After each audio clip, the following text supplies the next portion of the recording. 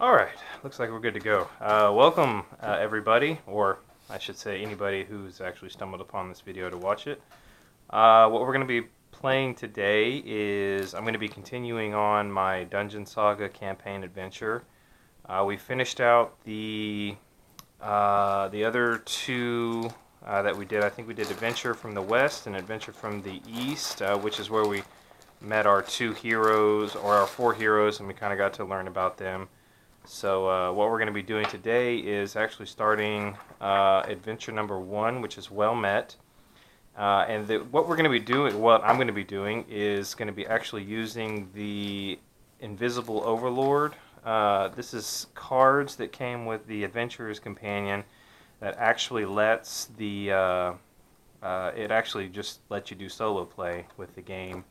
And let's see if I can find it here. So what it is it's just this deck of cards that we're using, and they're called the Invisible Overlord cards, which takes away the Overlord player itself and basically just puts them in the cards here. They're a little bit, I've tried to make sure I've learned my way around them, but they're a little bit, can be a little bit daunting as far as getting all the details down for my first game. So I wanted to try to make sure I had them I guess learned as well as I could. See, what we have is after each hero takes their turn, we flip over one of these cards, and if there's an interrupt on it, then the Overlord player is going to move with that many number of models, where it says like number 1. He'll interrupt with that many players, and it tells you the threat, tells you you're activating models, and then what they're going to be looking for. Like this specific card says armored or wounded. Those are the heroes that it's going to go after, and they'll specifically tell you exactly what to do. So some of them will say attack, some of them will say other things like support, surround, gang up, and pin, and there's definitions for each of those. So each time a hero takes their turn, these are going to flip, and then once the Overlord player actually begins, then he's going to flip over 2 of these cards for his turn. And one of them, he's going to use the number indicated on the card for as many models as he acts, and then the second card, he actually uses what is on the adventure set, or what's printed in the adventure. So we'll kind of go through that a little bit, but I just wanted to kind of show you what we'll be using for this, and how that's going to work now that I'm actually doing the solo play the right way. So I'm going to go ahead and I've gotten everything set up, or no, I've gotten all the components ready for Adventure 1, which is Well Met. So I'm going to go ahead and break here and get everything set up, and then go ahead and read through the flavor text here and go ahead and get this adventure started. And hopefully my segments here won't be any longer than 30 minutes. I think I had a good friend of mine actually says that 30 minutes seem to be the length of time that's pretty good on these games. So we'll go ahead and shoot for that, and I'm going to break away here, and then I'll come back, and then we'll have the table set up, and we'll actually get this going. Okay guys, I'm back. Hopefully I got everything set up correctly. Got it all on the table. What I have over here is I have all of our hero sheets for Denor, Orloff, Rorden, and Magda, their tokens, to let me know I've played them. I don't know if I'm even going to remember to flip those. I have the Overlord Necromancer panel here, which gives me the stats on all of the enemies that we're going to be fighting, as far as their speed, their combat dice, their shield. I have my extra minions over here. They're not on the board yet. I have my item cards, and that's where I'm going to reference the actual sheet here. It says the Denor, the human wizard, has 3 power 1 energy crystals, so we're going to go ahead and get those for him or her. I can't remember. Alright, so 3 power 1 crystals. So that's 1, 2, 3, and that's going to go to the wizard, as well as Flame Bolt, Break Ward. Let's see, Flame Bolt and Break Ward, right there, and then we have Feet of Stone and Crystallize. Feet of Stone and Crystallize. Did we also do Burn? Oh yeah, Burn was in there too. Okay, so these cards actually are going to be the items that are in the treasure chest up here. Alright, so we've got everything set up. As for the instructions, we have our first door here. Our heroes are here. We have the ranger and the wizard together, and then the two warriors together, Rorden and Olaf, and Daenor and Magriga over here. So it looks like they're both trying to make their way down the corridors here to get to the door. I have my Overlord panel or Overlord deck over here is ready to go. Dice, everything should be set. So hopefully I can make the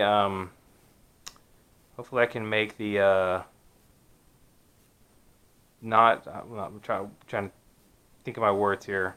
I won't bog us down too much in the rules, but I know it's going to be pretty slow going the first time out of the gate because I'm still trying to get the Invisible Overlord cards down and just moving through these turns. And then once I get things flowing, it should go a little bit faster. So, okay, so we'll go ahead and get this started. Daenor didn't even see the elf move.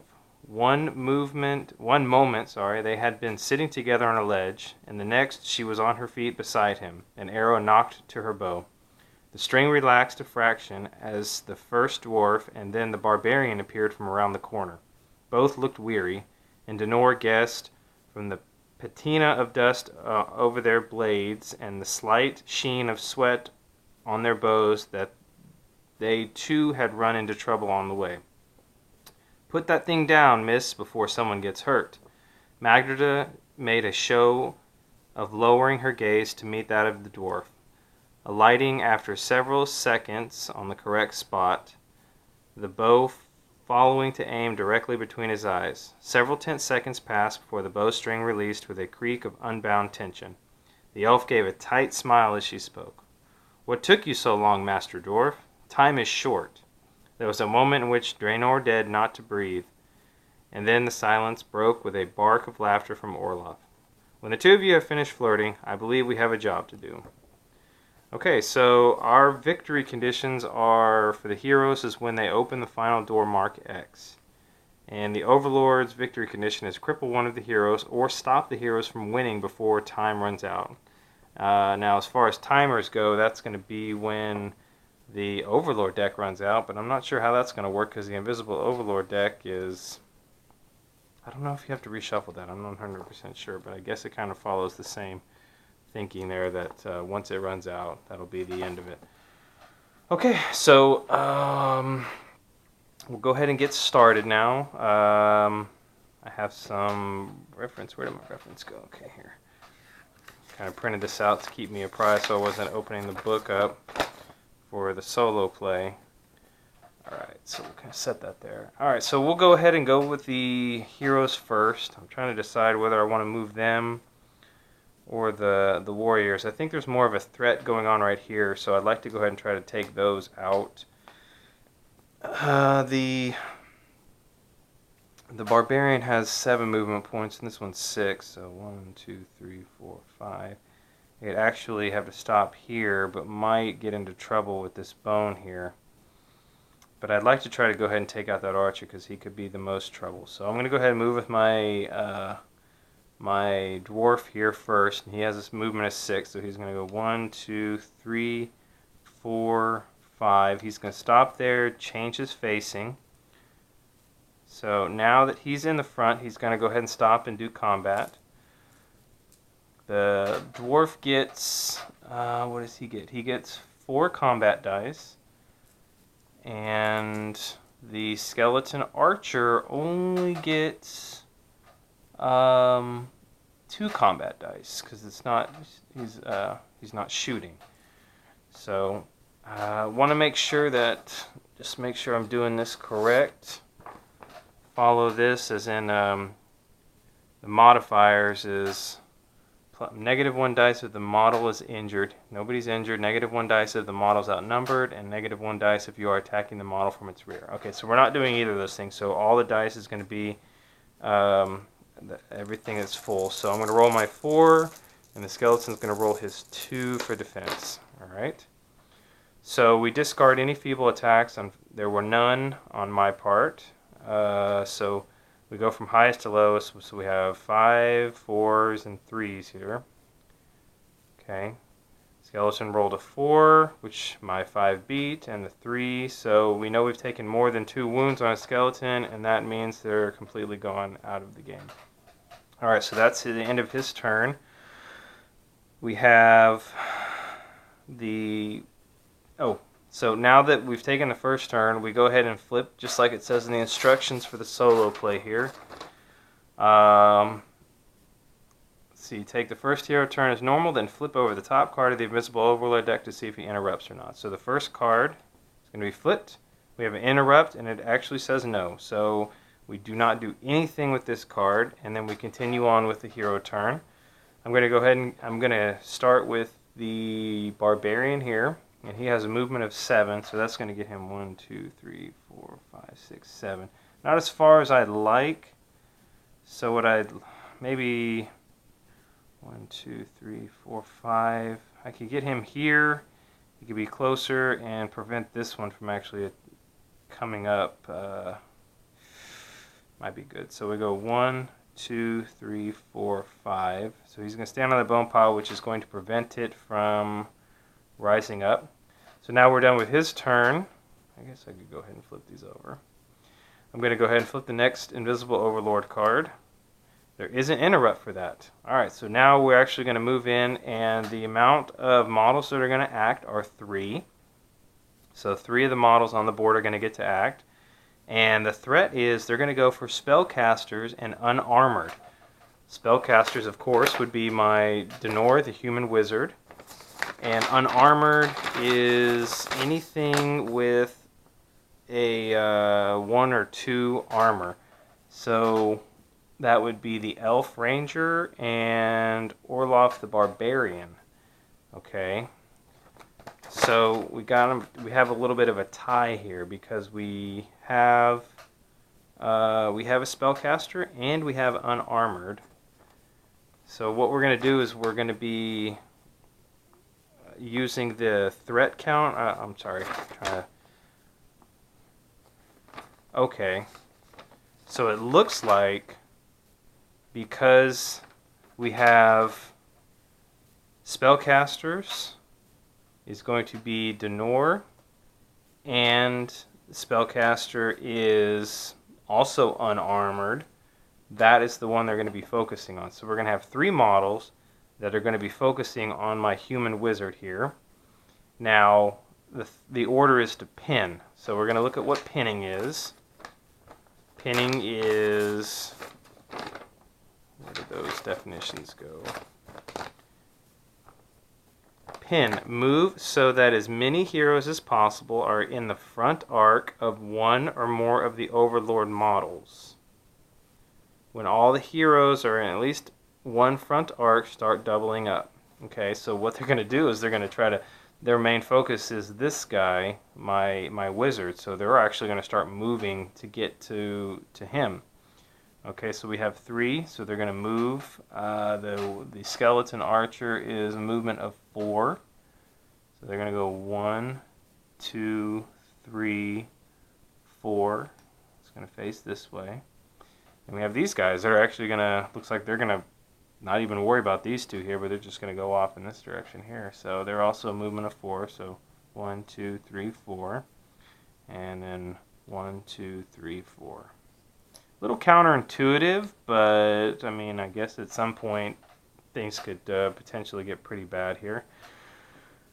Okay, so we're going to go ahead and continue on. We have these 2 that have left to activate. Obviously, I'm going to need to activate my Elf Ranger first because my wizard can't act because he's being kind of blocked in. So my Ranger has a movement of 8. That would get me to 1, 2, 3, 4, 5, 6, 7. That could get me all the way to here to step on this one. I might do that. I might go 1, 2, 3, 4, 5, 6, 7, and I might stay here and prevent that one from rising up. Okay, so we're going to go flip our next Invisible Overlord card. It's a no interrupt, so we can go ahead and activate our last character here, which is our human wizard. Okay, I'm trying to look through my cards here to see what actually is worse. Flame Bolt is going to be for attacking. Break Ward, and we know what that's for. Fleet of Stone. So this is going to lock somebody in place. The target is unable to move for the remainder of this round. They attack and defend at -1, so we don't need to do that. This one, that actually does not require line of sight. So that's interesting. Burn doesn't require line of sight. If you could get close enough, those are short range. So I'd actually have to get pretty close because this is using my short range to see if I could. But alright, so we have a movement of 7. Give me 1, 2, 3, 4, 5, 6, 7. Would I be able to hit that? I might be able to. I might be able to get all the way over here and do that one. So I'm going to try that. So we're going to go 1, 2, 3, 4, 5, 6, 7. Double checking. Our range is good. So we're going to go ahead and use Crystallize. And that is... This caster creates an energy crystal. Roll 1 dice to see what kind of energy crystal is created. Oh, I'm sorry. I'm using the wrong one. It's burn. Okay, that makes more sense. Alright, this target suffers a 4 dice magical attack. Okay, so we know we have 4 dice here. No line of sight required. May be used even when in the front arc of an enemy. So this is a major spell, which means that I'm going to have to rotate 180 degrees when I'm done with it. Alright, so I believe they still get their 2 combat dice. So I'm doing, let's see, I have 2 combat dice. Oh, this is a 4 dice attack. So I'm going to attack with my 4 dice. They're only going to get 2 for their defense. It's attacking the ranger here. So we'll see what we need to get. The ranger has a shield of only 1. So that's really good for me. So anything under 1 I won't be able to use, but okay, so this one was feeble. So we got a 3, a 2, and a 2. Okay, he blocked my 4, he blocked my, so he did really good, unfortunately for me. He only suffered 1 point of damage, however, that doesn't do anything to the skeletons. So that is going to be a 180-degree turn. So it's going to be like that, and we've activated. So now what we're doing is now all the heroes have activated. We're going to move into the Overlord turn. Now when we move into the Overlord turn, the process is we're going to be using 2 cards. When all the heroes have taken their turn, the Invisible Overlord takes his turn, turn over 2 IO cards, one at a time, resolving the first entirely before the second one. The first is resolved using the adventure-defined number instead of the number it says on the card. Alright, so these are going to be our 2 cards that we're going to be using for this one. And we're going to resolve the first one using the number of models listed on the adventure sheet, which was, we actually have 3 here, the commands per turn. So this one's going to be 3 models. Alright, so we're going to be activating with 3 models. We are going to be looking for the unarmored, and we already know that's an armor a value of 1 or 2, and those who are the weakest. So what is the weakest? The weakest is the hero that currently has the most wounds. There's no modifier if all the heroes are uninjured. If 2 or more heroes, okay, so we don't have anybody that's the weakest, so we're going to be going for those who are unarmored. We have Magda and the Human Wizard here. So I believe it's going to be the Human Wizard because they have an armor of 1, which is going to be lower. So we're going to go with that. And the order is to pin, so it's the same order that we did before. So that means as many heroes as possible in the front arc of 1 or more of the Overlord's models. So they're going to try to, I guess both of them, we have a choice of both because you're putting that many in front. Okay, so I'm going to go ahead and activate the archer here, which is going to get a movement of 4. And I'm going to put, it's going to put it right here because it's going to be the closer one, makes more sense. So 1, 2, 3, 4, and I believe that's front facing. Okay. And the archer is going to attack since it's in the front arc, and the archer is going to get 3 dice because it's shooting. Okay. And the wizard is only going to get combat dice of 2. So this is not looking good for the wizard. 2. Oh, wow. Okay, so, well, that was all hits that came in on me. I couldn't block any of it. So he takes 1 point of damage. So he's already now injured, which means that I'm going to get to roll 1 less dice when I am attacking. That really sucks. That was right out of the gate. Alright, so now we still have 2 more models left to activate. So we'll go ahead and activate these. And they're just going to move their 4. So 1, 2, 3, 4. And we'll go 1, 2, 3, 4. So they're all heading over here to the wizards here. Okay, so we moved with our 3. Now their next card here is going to be using the number indicated on the card, and it'll be our last one. What they're looking for now is they're looking for 1 model to activate and go for the spellcaster that is the weakest. So obviously that's going to be our wizard because he's already taken a point of damage, and the order is to gang up. So gang up is to move so that as many models as possible can fight the same hero. When there is no more room, do the same to the next hero. Okay, so there's only 1 model activating, so it's going to be this one. And so he's already in activation with it, or he's already in the front arc, so he's just going to attack.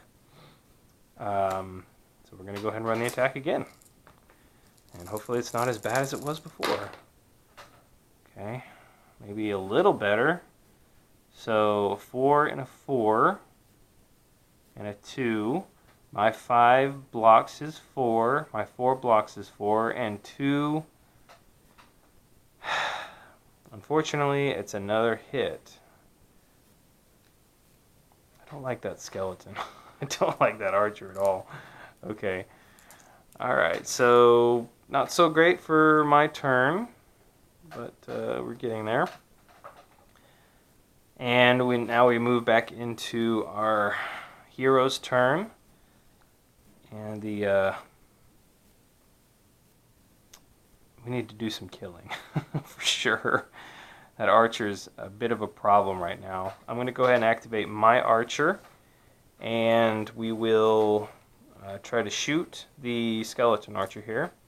My archer has 4 dice for shooting, and the skeleton archers only have 1 for defense. So, no, 2 combat dice for defense. Okay, so shooting, hopefully killing, probably did, so that's good. 6, 5, and 3. Okay, yes, looks like that pretty much killed him. So we got all 4 hits came in, so he is now gone off the board. No bone piles for him. So he has gone. Flip over our first Overlord, Invisible Overlord card. No interrupts, so we're going to go ahead and move on to the next. Let's see, what do we have in our arsenal here that we can use? I forgot to rotate this one at the end of last turn for the end of the round. We have Fleet of Stone, Break Ward, and Flame Bolt. Flame Bolt's target suffers a 2 dice magical attack. Line of sight is required. Maybe I can get him that, or just shoot him with my... Here's maybe what I can do. I can move... How many? What is this? This is a long... Okay, so I can... Definitely don't want to be in range of those guys. So I can move a 7. So I can go 1, 2, 3, 4. And then using long, which obviously I do, I can use the Flame Bolt here to do a 2 dice magical attack. And then I may use one of my power crystals. The hero rolls 1 additional die when casting spell that uses dice. Alright, so I now get 3 dice to throw at him, and he will get 2 for his combat dice. So we'll see if we have some luck here. Maybe not. Okay, you got a 6 and a 4. I rolled a 4, 2, and a 2. They have an armor value of 2, so that's 2 feeble attacks, and so he blocked all my shots coming in. Dang it. Okay. And this is discarded, so we've used that up. And the Flame Bolt is a minor spell. Correct? Yeah, so we're going to shift that this way. And so he is activated. We flip over our next card, and we do have an interrupt. So we're going to go ahead and see what we're getting here. We have one model that's going to activate, and they're going to look for the marksman and wounded. Okay, so marksman is going to be my ranger, and we only have one ranger on the board, and there's no other ones that are wounded. So I think it's going to go to the marksman, I want to say. Because we have one that's wounded here. Oh no, one that's wounded and one that's marksman, so they're going to get equal scores. But I'm going to say this marksman maybe because that one was marked first. I'm going to have to look into that. I'm really kind of, that's my one problem I have with these is calculating the threat in there. But anyway, so they're going to try to go for the marksman here, and I'm going to have to move with one. So we're going to 1, 2, 3, 4. And you keep us facing this way because he hasn't changed. Okay, so now we're going to have 2 heroes left to activate, and there's our 2 guys here. And the only thing I'm doing is I'm just going to be moving as fast as I can to get to that door here. So we'll do my elf first because I definitely don't want those skeletons to be racing. He has a movement of 6, so 1, 2, 3, 4, 5, 6. Okay, so he's finished. He has nothing left to do, so we'll flip this over. No interrupt. His turn is done. And then we have our last is our barbarian. He's going to move 7. So 1, 2, 3, 4, 5, 6, 7. And that finishes him out. So all the heroes have activated, and now we move directly into the Overlord turn. So we draw 2 cards. First one he activates with the number specified in the campaign, which is 3. So 3 models are going to be going after the armored and the wounded. Okay, so armored is going to be the primary targets, but we don't have anybody that's armored because that's going to be anything above 2. So there are 2 armoreds are going to be the barbarian and the fighter here. So they're just going to take their choice, maybe? This is the one thing I'm having the most issue with on calculating this stuff is figuring out where that threat is going. Or calculating who gets it. So just kind of taking a guess on it. So I'm going to say that I'm going to say that it's going to go to my highest guy, which is going to be the barbarian here in front because he has a armor of... Oh, wait, no, that would be the fighter. He's the most armored. Let me double check that. Armored is any hero with an armor of 4 or 5 armor. Oh, well, then that's just going to be the dwarf because even Orloff has an armor of 2. So they're going to be 3 models coming back after him. So we have movement of 4 to try to get to him. Oh, the order is attack. So we obviously know what attack is. An individual model will choose to attack the heroes in their preferred manner. The one they have the most dice for, in the order spell, shoot, and fight. Do as much damage to the hero as possible. Okay. So, I mean, they only have no choice to try to move and get up to that enemy. So 1, 2, 3. Now they've have to stop here because they're entering the front arc of another enemy, or they're entering the front arc of a hero. So my hero actually has basically a free attack, I want to say. It might have, so it basically ends its movement right there. And you don't have any other models, but this one's going to, I guess, figure out, hey, I want to go back after that one guy. So 1, 2, 3, 4, which is just facing this way. So that ends this card here.